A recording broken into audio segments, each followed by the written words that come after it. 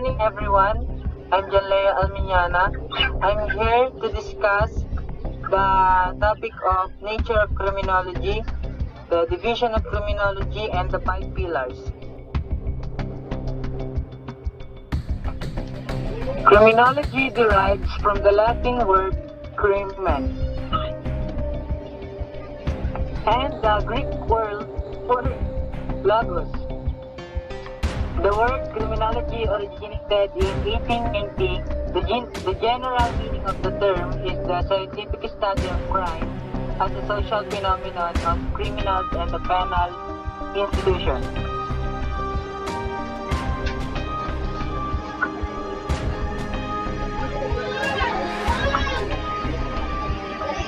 It is applied science because criminology as a body of knowledge has already established universally accepted principles and concepts, and these are used by other fields of study.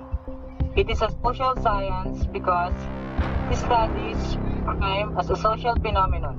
Crime is a social problem which has a great impact to society. It is a dynamic because the concept of criminology and their applications adapt to the changing times. It is nationalistic because the study of criminology takes into consideration the history, the culture, and the social norms and the laws of the country. Each country has its own set of laws, and crimes are defined by the laws of the country.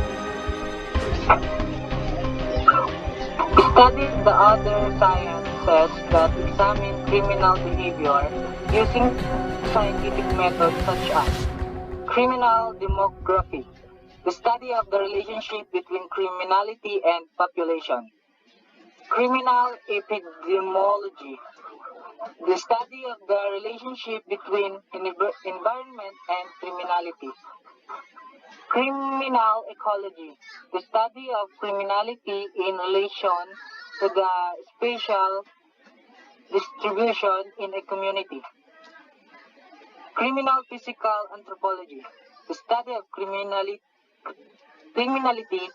in relation to physical constitution of men; criminal psychology, the study of human behavior in relation to criminality; criminal psychiatry, the study of human and mind in relation to criminality; victimology, the study of the role of the victim in the commission of a crime.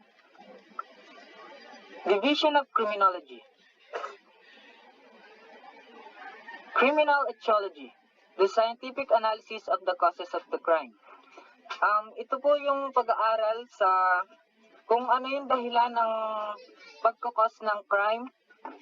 Halimbawa po, pinatay po yung isang victim na ginamitan po ng baril o kaya po ay knife. And the second is sociology of law, the study of law, its nature and its application. Ito po yung study of law and its nature. Halimbawa po nito ay yung logomacy. Tsaka po, no crime if no law. And the third is penology or correction, the study that deals with punishment and the treatment of criminals. Ito naman po yung pag-aaral ng mga parusa na pinapataw sa mga nagkasala. Criminalistics or forensic science, the study which deals with identification, examination, analysis, and interpretation of physical evidence. Ito naman po yung mga pag-aaral ng mga ebidensya, yung physical evidence, katulad po ng fingerprint, hair, blood, at marami pang iba. And the 5 pillars.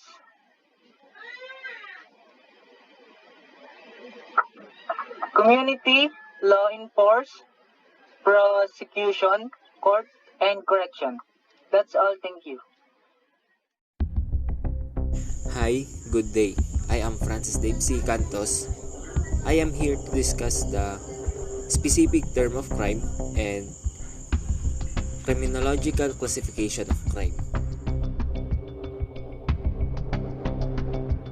Crime is also a generic name that refers to offense, felony, delinquency or misdemeanor, infraction of law.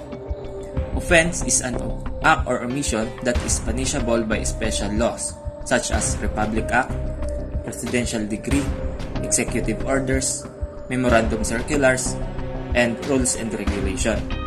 Felony is an act or omission that is punishable by the Reverse Penal Code, the criminal law in the Philippines. Delinquency or misdemeanor are acts that are in violation of simple rules and regulations, usually referring to acts committed by the minor offenders.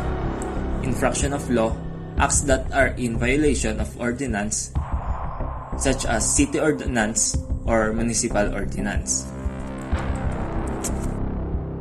Criminological classification of crimes.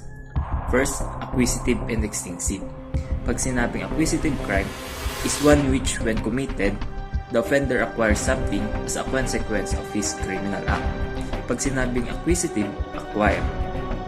Kapag ang isang krimen ay may nakuhang bagay, yun po ay acquisitive pag may nakuhang bagay sa resulta nito.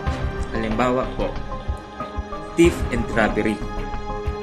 Extinctive crime. Kapag sinabing extinctive crime, the crime is extinctive when the result of criminal act is destruction. Kapag ang resulta ng isang krimen ay may nasira o nawasak. Extinctive crime yun. Example po niyan ay malicious, mischief, murder, homicide, infanticide, parricide, at arson. Next, we have seasonal and situational crime.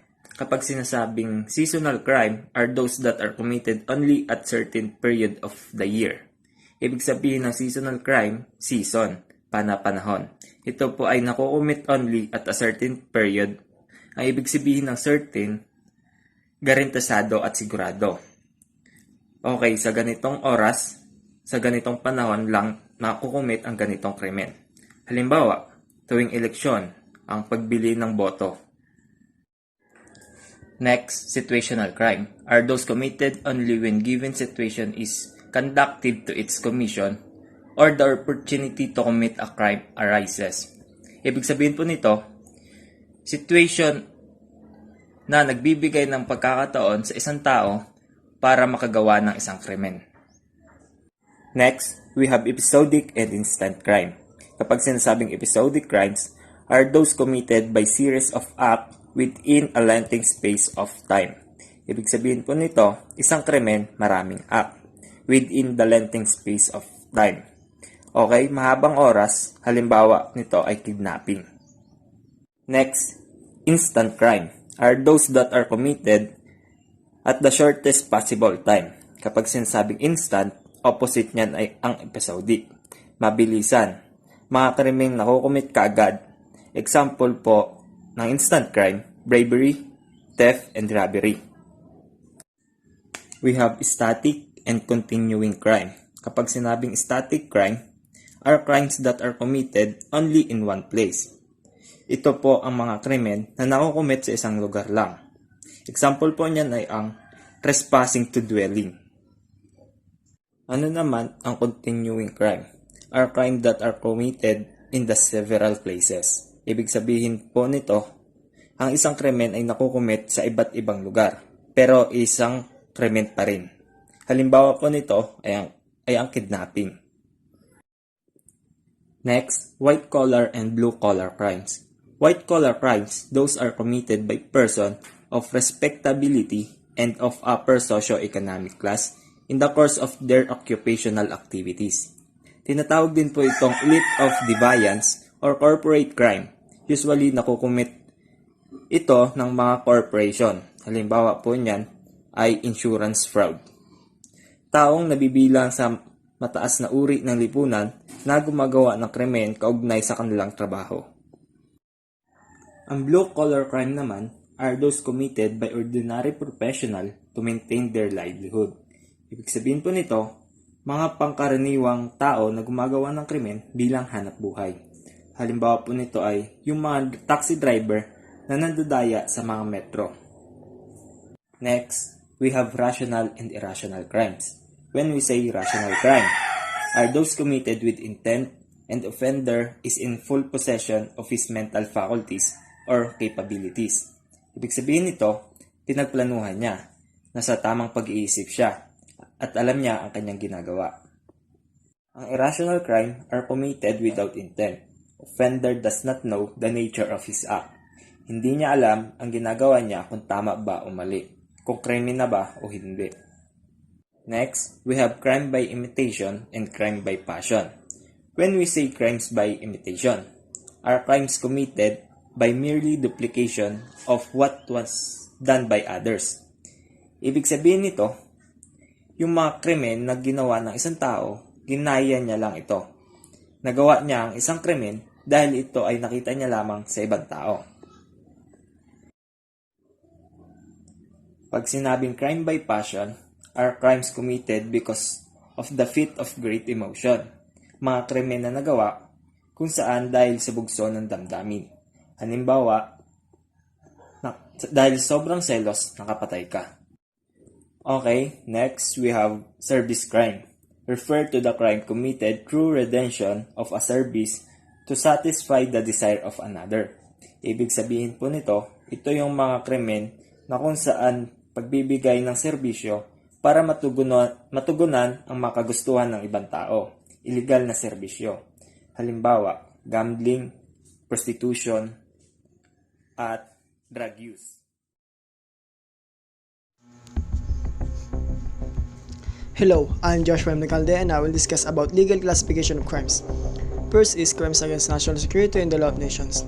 This is during the war only. Example, treason, which is levying against the country. Espionage, which is espia. Piracy, which is act of forcible depredation in any Philippine water. Next is crimes against the fundamental law of the state. Example, arbitrary detention and violation of domicile. Arbitrary detention is any public officer or employee who without legal grounds detains a person shall suffer the penalty. A public officer with power to arrest, legal grounds are the following commission of crime: violent insanity, ailment requires compulsory and confinement in the hospital, failure to deliver the legally arrested person before the judicial authority within the period prescribed by the law, warrantless arrest, 12 hours light felony, light penalty, 18 hours less grave felony, correction penalty, 36 hours grave, capital afflictive penalty. Note: holidays, weekdays, and weekdays only in working hours. Delay and release an agent with authority that delayed the release of an offender. Illegal detention is committed by a private person, while arbitrary detention is committed by a public officer or employee. Violation of domicile. Acts punishable under judicial order refer to validly issued search warrant and warrant arrest, entering without judicial authority. Searching should be done with witness. It should be the owner, relatives of the owner, and two residents residing in the same barangay. Next, crimes against public order. Example, rebellion, sedition, and captividad. Rebellion or insurrection is committed by rising publicly and taking arms against the government, and the act of overthrowing away the established government with numerous number of people to remove the alliance to the government. Sedition. The crime of sedition is committed by persons who rise publicly and tumultuously in order to attain by force, intimidation, or other means for political and social changes with multitude number of people. Captividad. Rebellion is a sudden or swift attack to public utility and offices to paralyze the government. The principal offenders are the PNP and AFP. Next is crimes against public interest or panloloko. Example, perjury, falsification, and fraud. Perjury applies to treasury banks notes or similar instruments like checks for the purpose of financial gain. Falsification. Example, changing the grade of bar examiners to make it appear as passing in the records which are in the offender's custody. Fraud. Sample, substituting and altering trademark, trade names, and sell the same.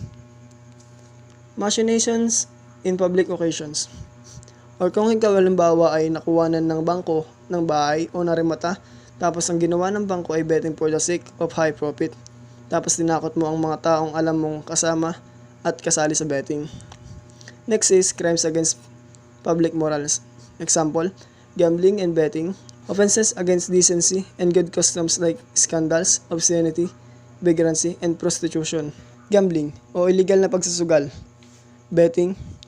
Example nito is any person who makes offers or accept any bet upon the result of any election or upon the success or failure of any person or upon the number of votes to be cast is guilty of gross misdemeanor. Scandals, kunwari nagtatalik yung dalawang magkasintahan, nakita ng lahat o kita ng publiko. Obscenity, kalaswaan o mga salitang malalaswa. Vagrancy is not a crime anymore. Prostitution, woman engage sexual intercourse for money or profit. Next is crimes committed by a public officer or no man, even a public officer is above the law. Example nito is nonfeasance, malfeasance, and misfeasance. Nonfeasance, neglect of duty or omission. Malfeasance, malicious delay of duty, dishonest activity or misconduct, intentional commission of prohibited acts or gratuity. Misfeasance, improper manner or action, irregularly of performance of duty, or malversation. Next, crimes against person. Example, murder, rape, and physical injuries. Murder.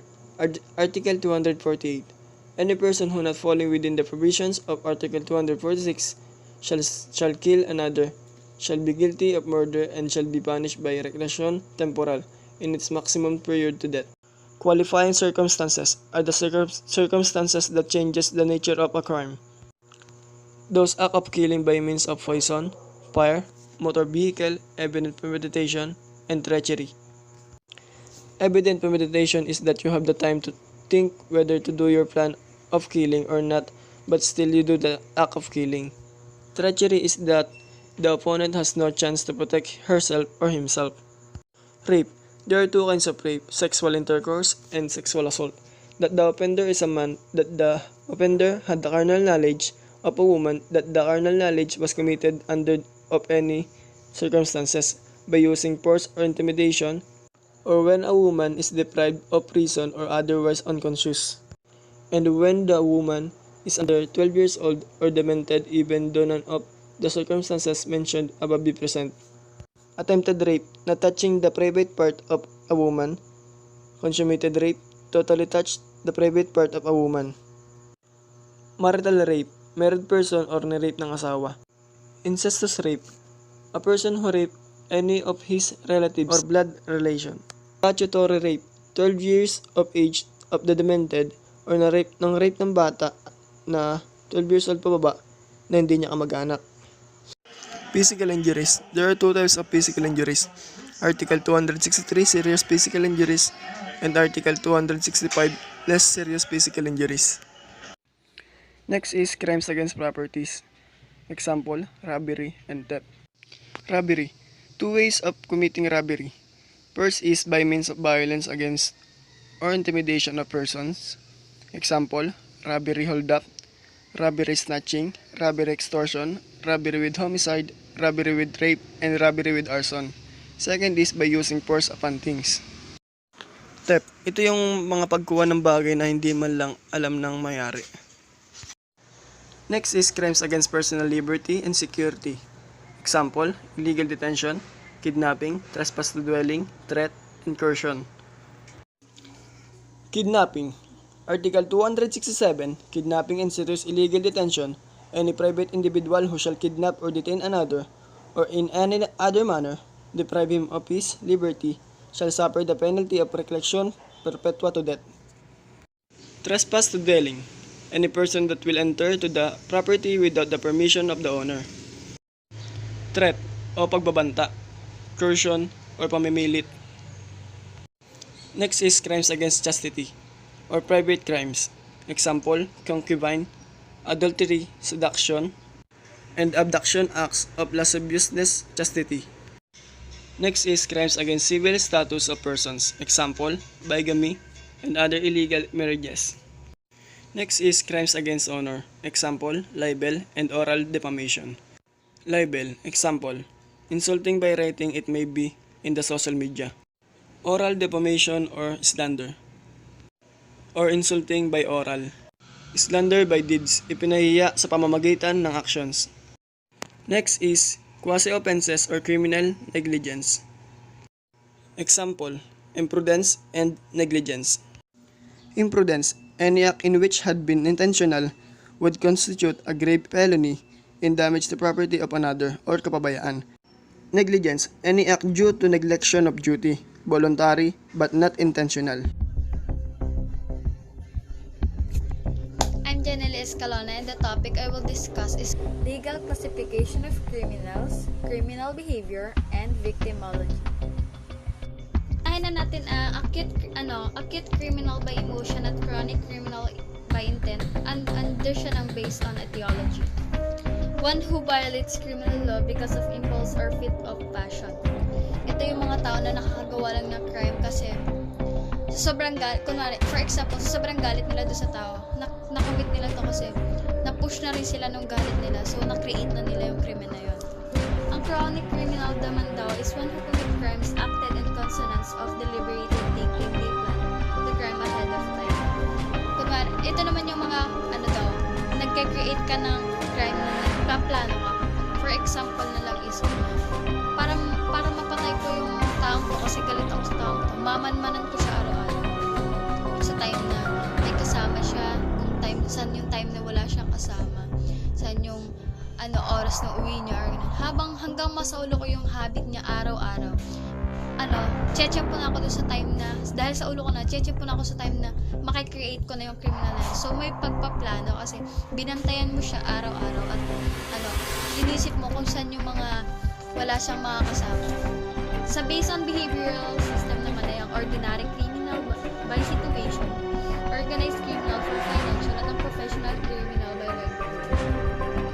Ordinary criminal or situational is the lowest form of criminal in a criminal career.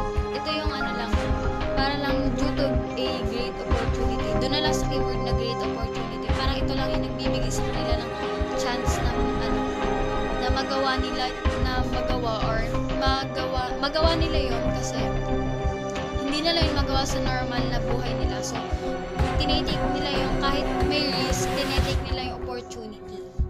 Ang organized criminal for financial naman, who associate himself with another criminal to earn with a high degree of organization. Ito kunwari is, ako, gusto kong nakawan tong bangko na to. Tapos ito, dahil nalaman ko tong organization na to is, gusto din pasukin yung bangkong to.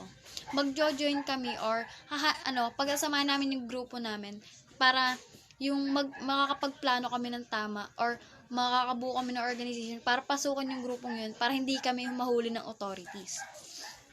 Ang professional criminal naman is a person who engage in criminal activities with high degree. Ito naman yung mga taong yung ginagawa na nilang livelihood. Yung kilala na siya ng taong to as hard killer. Tapos kukunin din siya ng taong to kasi parang kilala na siya sa pagiging ganon na binabayaran na siya para gawin yun. Tapos uutusan uli siya para gawin uli yung isang bagay na yun. Ang based on activities naman ay under niya ang professional criminal, accidental criminal, habitual criminal. Ang professional criminal ay activity in constant in order to earn skill and develop ability in their omission. Parang ito din yung nabanggit sa based on behavioral system na livelihood nga. Doon naman sa word na livelihood. Kasi nga kilala siya sa bagay na to, yun na yung iuutos sa kanya lagi ng mga taong gustong gawin yun sa isang tao. Kunwari, papapatay ko siya. May galit ako sa kanya, ipapapatay ko to dun sa taong to. Tapos galit din yung kapatid ko dun sa taong yun, ipapapatay din niya to sa taong to. Kasi kilala na siya as livelihood na niya yon para kumita din ng pera. At the same time, nagke-create na rin ng krimen kasi napatay nga siya.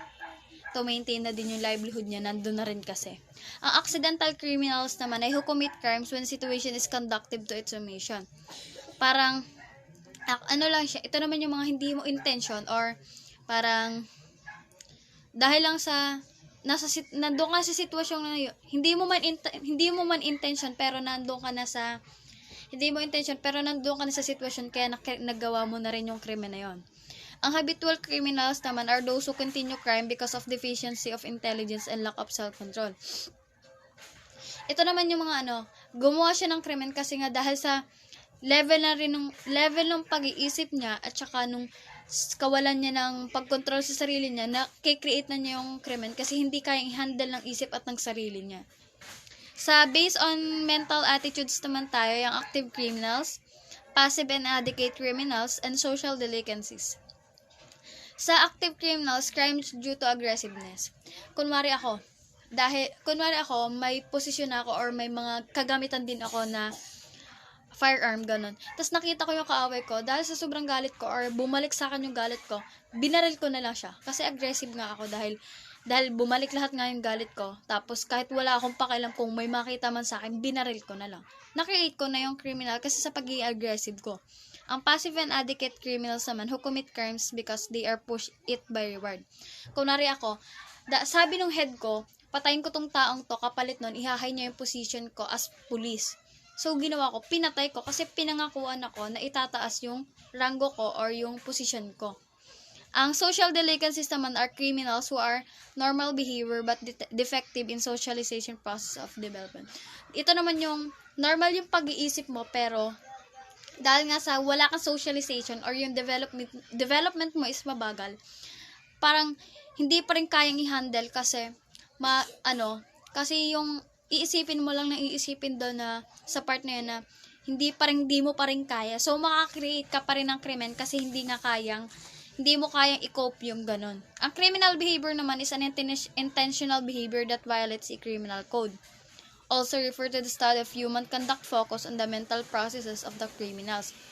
Ito yung mga iba't ibang pag-uugali ng mga kriminal, kung ano yung mga ginagawa nila, mga activities, yung mga causes at ano yung mga nakakapag-influence sa mga ganong behavior. Parang pag-aaral din siya ng kung bakit ganon yung ugali. Sa victimology naman is pag-aaral din siya pero process of gaining substantial amounts of knowledge on offender characteristic of the nature. Ito naman yung sa mga biktima naman ito, kung ano yung nature nun, ano yung origin, at ano ang mga pinagmula nun. Thank you! Ako po si January Arcayas at ang i-discuss ko po is yung lesson 2, approaches ng isang crime. Approaches in the crime, explanation of crime. Subjective approach deals with the biological, genetic explanation of crimes focus on the form of abnormalities that exist in an individual before and after the commission of crime.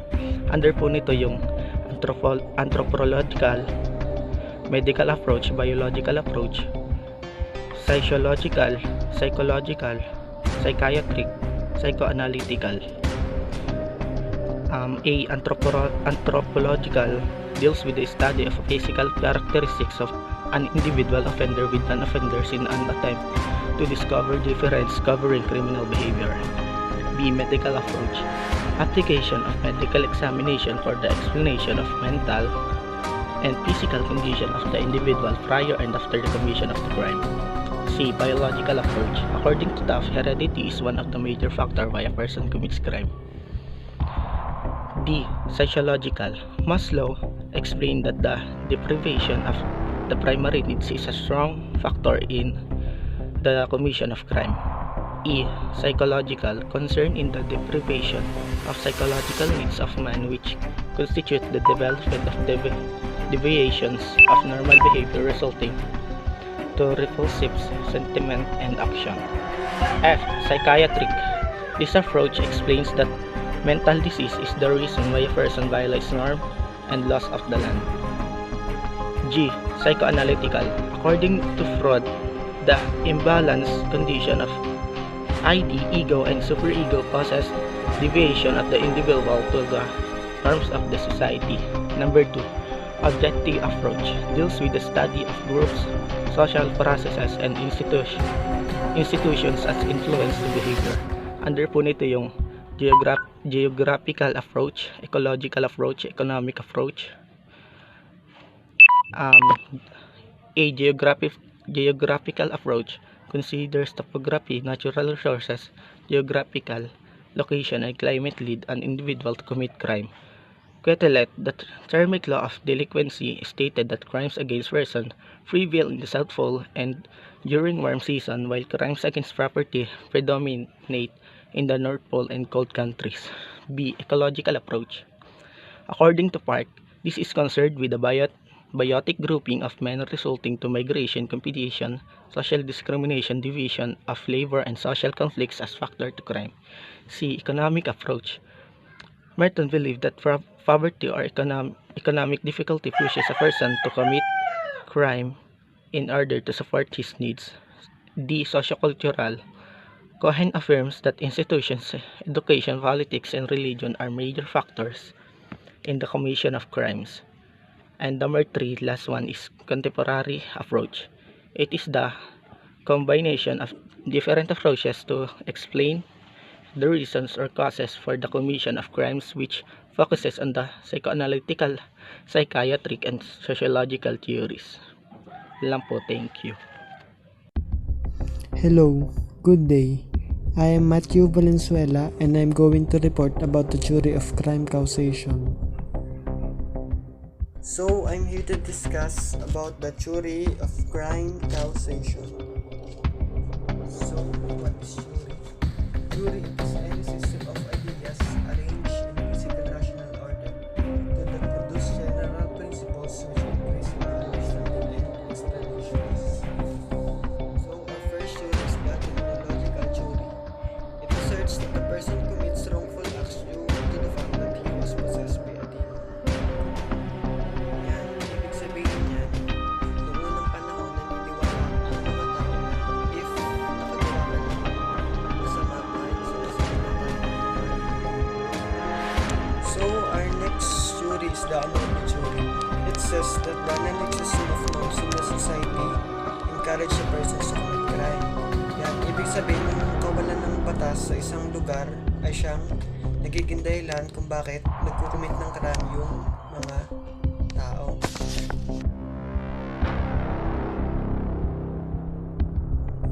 So next is the psychoanalytical theory. Dito sinasabi na the three elements of personality, the ID, ego, and superego is not developed properly. Yung krimen ay nangyayari dahil sa kakulangan nila sa moral development, the childhood socialization, defective conscience, and emotional maturity. So next is the human ecology theory. This is study of interrelationship of people and environment.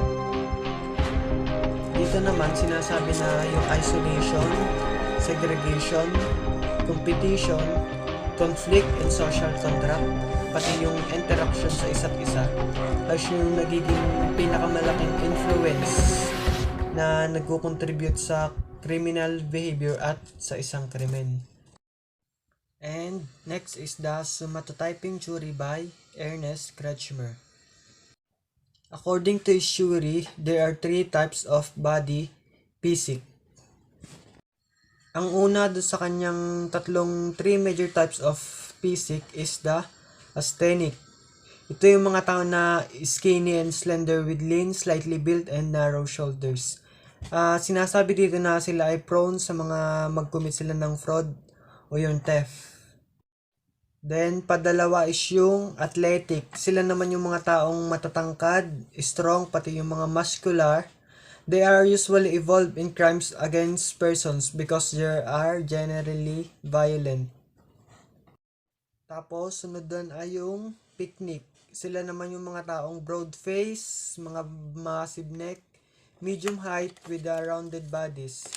Generally commit crimes like trickery, yung mga pandaraya. And syempre malaki din sila, pwede din nila gawin yung violence. And next naman dun sa somatotyping theory ay yung differential association to theory. Simply believes that criminal behavior is learned, not inherited. Yan, totoo naman to na yung criminal behavior natin is natututunan natin, hindi natin siya namamana. And next is the strange theory by Robert King Merton. Yan. He asserted that the man who failed to achieve higher status of goals in life caused him to commit crimes in order for that status of goals to be attained. Dito naman ay yung may isang tao na hindi niya man na-attain yung kanyang gustong position o yung status niya sa life, kaya napipilitan siyang mag-commit ng crime para lang maabot yung kanyang mga pangarap kahit yan ay illegal. And next to the theory is the labeling theory. This is concerns in how self-identity behavior of an individual is influenced on how that individual is categorized or described by the society. Dito naman is parang na-adapt mo yung mga sinasabi sa'yo ng society. For example, sinabihan kanila na magnanakaw kahit hindi naman, di parang na-adapt mo na rin na magnanakaw ka dahil yun din naman ang isip nila tungkol sa'yo. At ang last kong i-discuss na theory ay yung neutralization theory by Gresham Sykes. He believed that a person will follow or break the law depending upon whether he will benefited or not. Dito naman is yung susundin mo lang yung law kung magbi-benefit ka. Pero kung hindi naman, syempre lalabagin mo yun. Para bang one-sided lang yung law. Para lang sa mayayaman, tapos hindi naman siya applicable o hindi naman nagbe-benefit yung mga mahihirap.